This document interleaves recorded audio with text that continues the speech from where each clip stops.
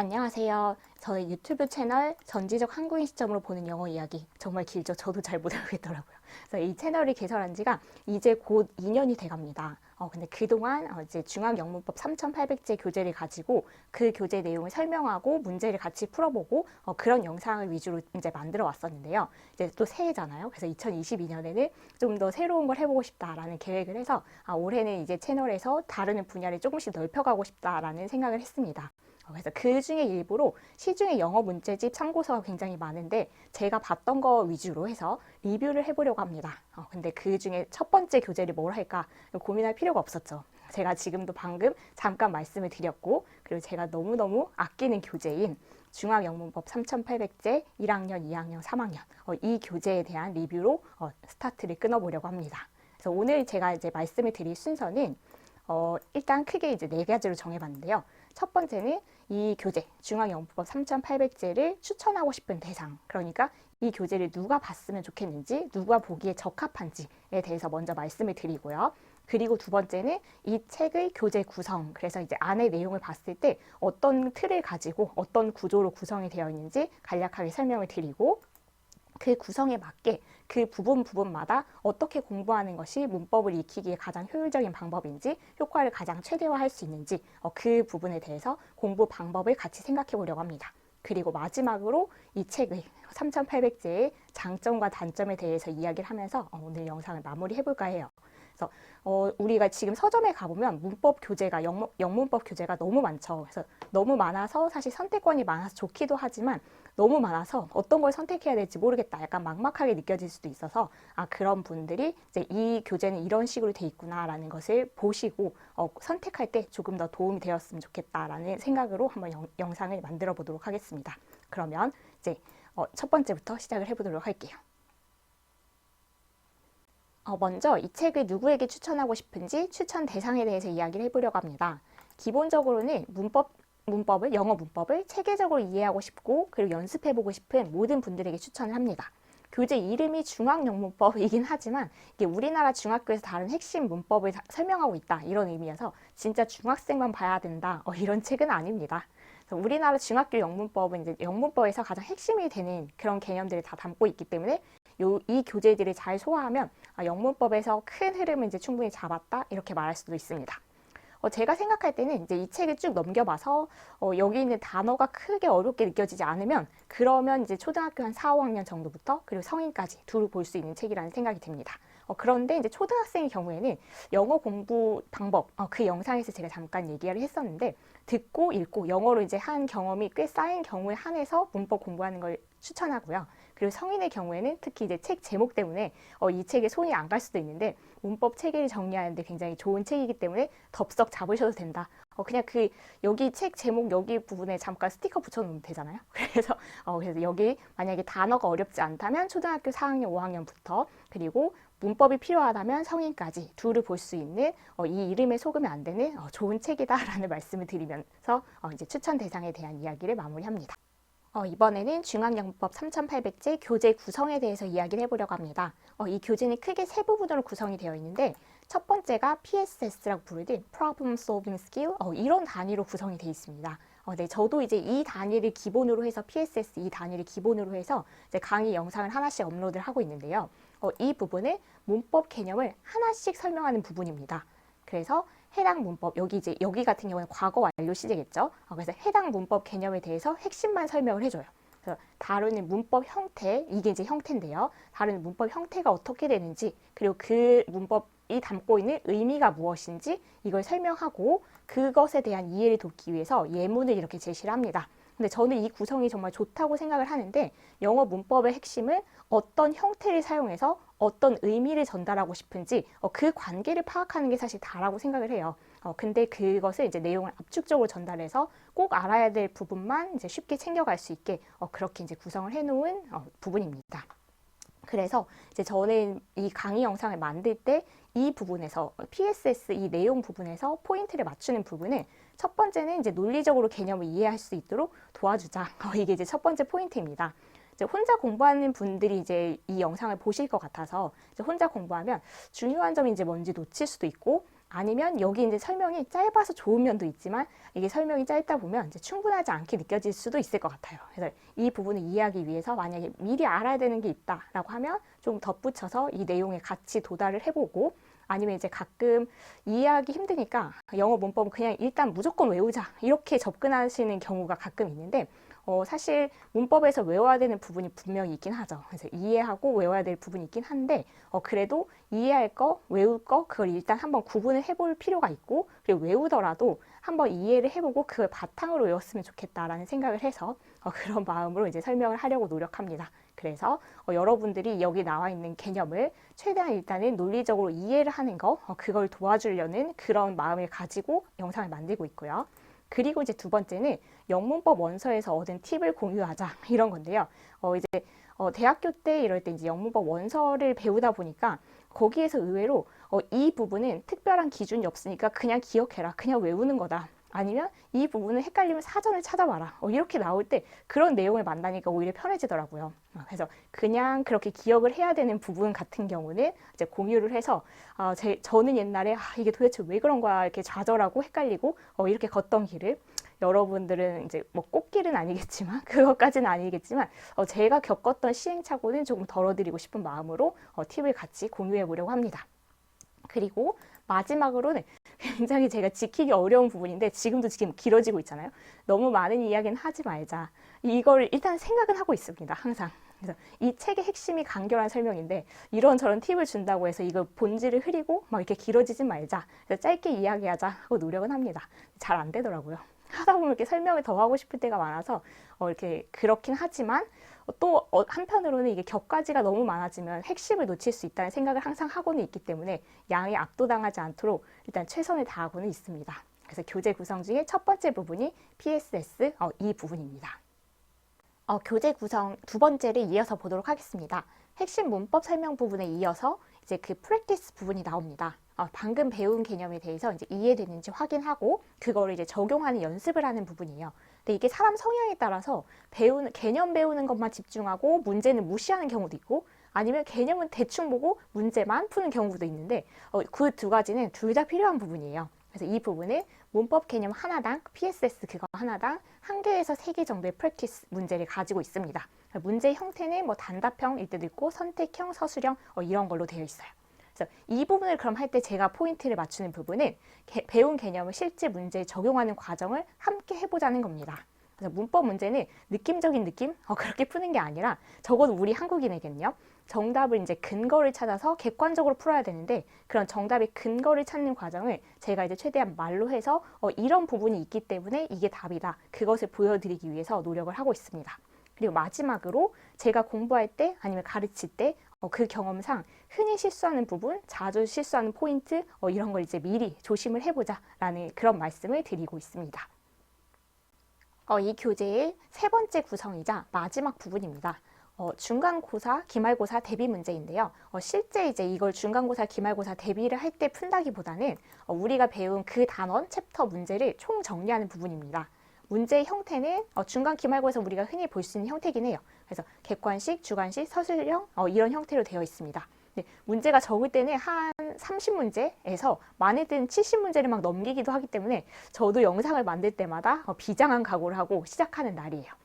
처음에 이제 이 영상을 만들어 올리면서 이걸 누가 끝까지 보는 사람이 있을까 이런 생각이 들었는데 대단한 분들이 생각보다 많더라고요. 정말 감사하게 생각합니다. 이 부분에서 그럼 제가 집중하고 있는 포인트는 죽든 살든 일단 끝까지 함께 하자입니다. 혹시 이제 풀다가 모르는 문제가 있었는데 제가 듬성듬성 풀어서 그 문제가 없었을 때 약간 실망감 이런 건 드리고 싶지가 않았습니다. 그래서 끝까지 다 풀어보자 라는 것과, 그리고 이제 간혹 이 부분에 이제 다른 단어에 해당하는 거, 심지어 이제 배우지 않은 거, 그런 문장이 섞여 있는 경우가 있는데 그럴 때 이제 제가 그 내용이 이것은 다른 단어네, 아니면 배우지 않는 내용에 해당하기 때문에 당황하실 필요 없다라고 안내를 하는 역할을 하려고 합니다. 그래서 이렇게 해서 이제 그 3,800제가 교재가 구성된 것은 처음 말씀드렸던 PSS, 그래서 핵심 문법을 하나씩 설명하는 부분, 그거고요. 그리고 두 번째가 practice, 그래서 그 핵심 문법 배웠던 것을 연습하는 거, 그래서 짧게 연습해보는 거고요. 세 번째가 중간 기말고사 대비 문제라고 해서 그 PSS, 그러니까 이제 지금까지 나왔던 총 단원, 그래서 모든 그 단원을 다 더해서 예를 들면 시제면 시제, 단원의 그 모든 내용을 다 합쳐서 그 총 정리하는 문제를 뭐 30개에서 70개까지 풀어보는 거예요. 그래서 이제 3,800제가 되겠죠. 그래서 이렇게 해서 우리가 이제 교재 구성에 대해서는 살펴봤고요. 조금 있다가 이 교재 구성, 그 구성에 맞는 그 공부 방법들을 각각 살펴보도록 하겠습니다. 이제 이 책을 공부하는 방법에 대해서 이야기를 해보려고 합니다. 사실 사람마다 공부하는 방법이 다 달라서 이렇게 3,800字공부 방법 이렇게 얘기하는 것 자체가 굉장히 조심스럽긴 하지만 참고할 수 있는 부분이 있을까 해서 제가 생각할 때는 이 책을 효과적으로 활용할 수 있는 방법에 대해서 말씀을 드려보려고 합니다. 다시 아까 교재 구성 언급했던 거 있죠. 그 각 부분에 대한 공부 방법을 이야기를 해볼게요. 첫 번째가 PSS, 핵심 문법을 설명하는 부분이었는데요. 이 부분에서는 다루고 있는 핵심 문법 개념을 정확하게 이해하는 것이 필요합니다. 당연하겠죠. 네, 그리고 이제 이 이해하는 부분을 도와드리고 싶어서 제가 이제 강의 영상을 만들고 있는 거고요. 그리고 목표는 어떤 정도로 이해를 하면 되겠는지 그 목표를 잡아보자면 오늘의 PSS 제목, 그러니까 예를 들면 과거 완료 시제라는 제목을 보고 문법의 형태와 그 형태가 담고 있는 의미, 이런 굵직굵직한 내용을 내가 말로 설명할 수 있다라고 하면 됩니다. 그리고 그 다음 놓치기 쉬운 부분이 암기할 부분, 암기하기입니다. 외면하고 싶은 부분이라는 거 잘 알고 있습니다. 그리고 제가 도와드리기가 되게 힘든 부분이기도 해요. 그렇긴 하지만 아무리 이제 논리력, 최강의 논리력을 동원해서 이해를 했어도 어떤 동사 뒤에서는 투부정사를 쓸지, 어떤 동사 뒤에는 동명사를 쓸지, 이런 결국 외우지 않으면은 그 구멍이 생기는 부분이 분명히 있습니다. 이 부분을 해결하지 않고 계속 쌓아나가면 이제 문법 공부를 계속 했는데 그거 들어봤어요 아니면 알아요 라고 하지만 문제를 풀면 계속 틀리는 그런 슬픈 일이 벌어집니다. 그러니까 외면하고 싶지만 그날 배운 내용에서 외워야 될 필요가 있는 부분이 그렇게 많지는 않을 거예요. 근데 그 암기가 필요한 부분은 꼭 기억을 하고 넘어가야 된다는 거. 쌓이고 나서 하기는 너무 힘드니까 그날 이제 외워버리자는 거죠. 그래서 일단 그냥 한 번에 외우기 힘들다면 일단 이해하고 가볍게 외워보고 문제 풀고 다시 외워보고 몇 번 반복하면 훨씬 쉬워져요. 그래서 일단 이 부분은 어떤 방법을 동원하든지 이해를 하고 나서는 그 핵심으로 외워야 될 부분을 꼭 외우고 지나가자. 이 내용을 말씀을 드리고 싶습니다. 그래서 둘 다 외면하지 말자. 그래서 이거를 이제 둘 다 같이 챙겨야 되는데 이해하기 힘드니까 그냥 무작정 외워버리는 것도 안 되고 그리고 이해는 했는데 이해는 정말 잘한 상태지만 외우는 건 귀찮으니까 그냥 넘어가고 그것도 안 되고 이 두 가지가 같이 조화를 이뤄야 그 부분을 마스터하게 되고 탄탄한 문법 실력이 되는 겁니다. 두 번째 프랙티스, 문법 개념 연습 문제 부분에서 추천하는 방법은 처음에는 입으로 풀자는 겁니다. 말로 문제를 풀어보는 거예요. 학교 영어 공부해봤자 영어 말하는 데는 아무 도움이 안 돼. 이런 생각을 뒤집을 수 있는 부분이기도 한데요. 소리내서 말해보는 것 자체가 이제 기억에 도움이 되기도 합니다. 처음에는 되게 버퍼링도 심하고 순발력 있게 대답 안 나오고 좀 답답하기는 해요. 그렇긴 하지만 이제 뭐 저에게는 이제 학생들이 정답을 말하는지 그리고 그 근거를 찾아서 말하는지 어떤 속도로 말하는지 이런 걸 확인할 수 있는 기회가 되기도 합니다. 근데 만약에 이제 이 부분을 혼자서 한다라고 하면 해답을 가려놓고 해당 부분을 펴서 가려놓고 한 줄 한 줄 가린 부분을 봉인 해제하면서 내가 말한 게 정답이 맞는지 확인하고 또 정답이 맞는지 확인하고 그렇게 넘어가시면 되겠습니다. 그래서 입으로 먼저 풀어보는 거 이게 이제 첫 번째고요. 두 번째 단계는 다음 날쯤 하루 자고 나서 손으로 풀어보는 거예요. 그래서 쓰면서 풀어보는 건데 이게 입으로 풀었던 문제 다시 풀어보는 거 반복한다는 것 자체가 굉장히 도움이 되는데 그 외에도 입으로 풀기하고는 또 다른 효과가 쓰면서 푸는 데 있습니다. 쓰면서 생각이 저절로 정리가 돼요. 그래서 이제 입으로 수업 시간엔 풀고 숙제로 이거 쓰는 숙제를 내는 경우가 많은데 그러면 숙제를 하고 나면 이해도가 확실히 높아져 있는 것을 많이 확인할 수가 있습니다. 그리고 마지막으로 중요한 것은 틀린 문제는 꼭 체크를 하고 지나가자는 겁니다. 문제를 풀다가 틀렸어요. 분노하거나 의기소침할 필요 전혀 없습니다. 그렇긴 한데 외면하는 건 안 돼요. 그래서 틀린 문제가 일단 우리를 제일 많이 성장시킨다는 것을 일단 믿고 지금 저희의 이제 생각이 꼬여있는 부분이 있잖아요. 그 지점을 알려주기 때문에 틀린 문제가 의미가 있습니다. 그래서 그 뭔가 꼬여있는 실타래를 지금 풀어놓고 가야 돼요. 그래서 그 문제를 틀린 이유가 단순히 실수한 건지 아니면 이해가 안 된 건지 외울 부분을 내가 안 외운 건지 틀린 이유를 일단 찾고 그리고 올바른 답까지 완전하게 정리를 하고 가야 됩니다. 그리고 틀린 문제는 별이든 뭐 하트든 어떤 식으로든 표시를 해뒀다가 다음에 이제 반복을 해야 되는데 언제까지 반복을 해야 되냐면 그 뭔가 생각 회로가 정상화될 때까지 틀린 문제를 분명히 확인을 하고 고쳐놓고 했는데 그걸 또 틀리겠나 싶지만 회로가 한 번 잘못되면 그게 한 번만에 잡히는 경우가 오히려 드물어요. 그래서 이제 오답 노트가 많이 필요하다고 하죠. 그래서 솔직히 문제를 풀었는데 틀리면 기분도 나쁘고 약간 당황스럽기도 하고 다시 보고 싶지 않고 이런 감정이 들지만 그렇지만 일단 문제가 존재하는 이유가 그 틀린 부분을 제대로 알고 가게 하는 데 있으니까 그래서 이 문제가 아니었으면, 이 틀린 문제가 아니었으면 이걸 모르고 갈 뻔했구나 이렇게 고맙게 생각을 하고 하도록 노력을 하셨으면 좋겠습니다. 마지막으로 중간고사, 기말고사 대비 문제 부분의 공부 방법을 이야기해 보려고 합니다. 제일 먼저는 당연히 전체 문제를 풀고 정답 체크하는 거, 답지 확인하는 거 이걸 합니다. 여기서 끝 하는 경우가 많은데 이후의 과정은 이제 제가 공부할 때 많이 사용하는 방법이라 추천은 하지만 강력 추천은 사실 못하겠는 이유가 하나 있습니다. 효과는 제가 정말 보장을 하는데 집요함의 끝이거든요. 그래서 한 문제 한 문제 단위로 극한의 분석을 하는 거예요. 어떻게 하는지 이제 말씀을 드리면 두 가지 작업을 하는 건데 첫 번째는 문제 페이지 있죠. 그 문제의 여백, 그 문제 옆에 빈칸에다가 해당하는 그 문법 내용을 씁니다. 네, 일단 해당 문법 내용을 책 앞에서 이제 찾아요. 책 앞에 이제 그 우리가 PSS 있었죠. 그분을 찾는데 이 찾는 과정에 마법이 있어요. 이거 진짜예요. 그래서 이게 어떤 문법에 해당하는 문제인지 그 부분만 정확하게 짚을 수 있어도 문제는 사실 거의 푼 건데요. 수능 문법 문제도 가장 큰 어려운 게 어법에 맞지 않는 하나를 고르세요 이런 건데 그 밑줄을 보면서 이 밑줄이 무슨 문법을 물어보는지 모르겠는데 이 경우가 가장 힘든 부분입니다. 그래서 이 문제에 해당하는 문법 내용을 정확하게 찾아내는 거 그리고 그것을 다시 적어보는 거 정말 엄청난 효과를 줍니다. 정말 마법이에요. 그래서 내용을 적고 그리고 맞은 내용은 이제 맞은 이유, 그리고 틀린 내용은 틀린 이유, 그리고 제대로 고쳤을 때 답까지 쓰면 완벽하겠죠. 그래서 제가 예시로 보여드리려고 작지만 한번 가지고 와봤어요. 그리고 이제 이거 문제 페이지다 이렇게 하는 거고 두 번째는 우리가 아까 이제 해당 내용을 앞에서 찾았잖아요. 근데 그 해당 내용을 찾았을 때 그 문제가 출제된 그 부분에 동그라미 표시를 하는 겁니다. 그러다 보면 문제가 나오는 내용이 계속 또 나온다는 것을 이제 시각적으로 확인할 수가 있어요, 우리가. 그래서 마지막으로 이렇게 해놓은 다음에 이제 마지막으로 전체 단원을 동그라미 표시된 것을 위주로 쭉 한번 읽어보면 이제 그 단원 자체를 너무 잘 알고 있는 느낌이 들어서 내가 천재였었나? 영어 천재인가? 이런 생각을 하실 수도 있습니다. 그런데 이거를 이 짓을 어느 세월에 하고 있나 이런 생각이 드는데 처음엔 내용 찾는 게 정말 시간이 많이 걸릴 수 있어요. 그래서 1번, 2번 문제를 하는데 정말 시간이 1시간 가고 막 이럴 수도 있는데 그 시간 자체가 정말 공부가 엄청 많이 되고 있는 시간이에요, 머릿속에서. 그리고 뒷문제로 갈수록 책 순서가 다 외워져 버려서 순식간에 찾아가게 됩니다. 단원의 틀이 머릿속에 통째로 들어오는 진짜 놀라운 경험을 할 수 있어요.